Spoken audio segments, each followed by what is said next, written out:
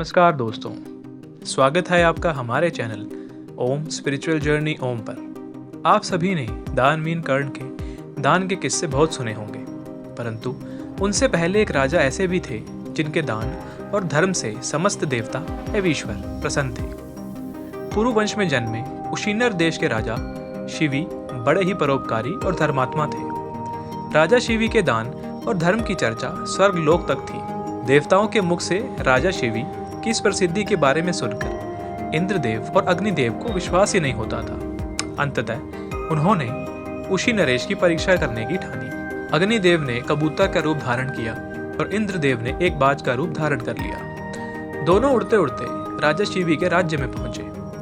उस समय राजा एक धार्मिक यज्ञ का अनुष्ठान कर रहे थे। कबूतर उड़ते उड़ते राजा शिवी की गोद में आ गिरा और मनुष्य की भाषा में बोला, राजन, मैं आपकी शरण आया हूँ, मेरी रक्षा कीजिए। थोड़ी ही देर में कबूतर के पीछे पीछे बाज भी वहाँ आ पहुँचा और बोला, राजन, आप ये क्या कर रहे हैं? कृपया करके यह कबूतर मुझे दे दीजिए, यह मेरा भोजन है।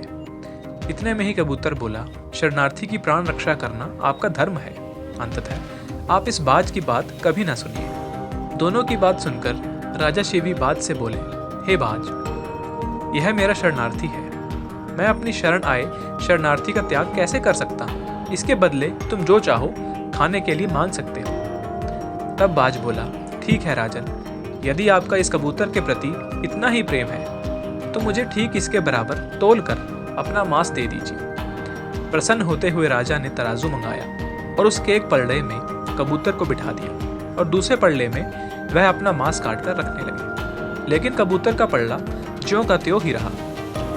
तब अंत में राजा शिवी स्वयं उस पलड़े में बैठ गए और बोले, हे बाज, ये लो, मैं तुम्हारा आहार तुम्हारे सामने बैठा हूँ। इतने में ही आकाश से पुष्प वर्षा होने लगी, मृदंग बजने लगे। स्वयं भगवान अपने भक्त के इस अपूर्ण त्याग को देखकर प्रसन्न हो रहे थे। यह देखकर राजा शिवी विस्मय से सोचने लगे कि इस सब का क्या कारण हो सकता है। इतने में वह दोनों पक्षी अंतर्ध्यान हो गए और अपने असली रूप में प्रकट हो गए। इंद्रदेव ने कहा, हे राजन, आपके जैसा धर्मपरायण और त्यागी मैंने कभी नहीं देखा था। मैं इंद्र हूँ जो बाज बना था और ये अग्निदेव हैं जो कबूतर बने थे।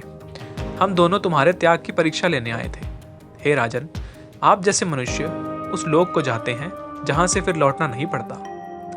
इतना कहकर इंद्र और अग्निदेव स्वर्ग को चले गए। राजा शिवी ने अपना यज्ञ पूरा किया और कई वर्षों तक पृथ्वी का राज्य भोगने के बाद परम पद को प्राप्त हुए।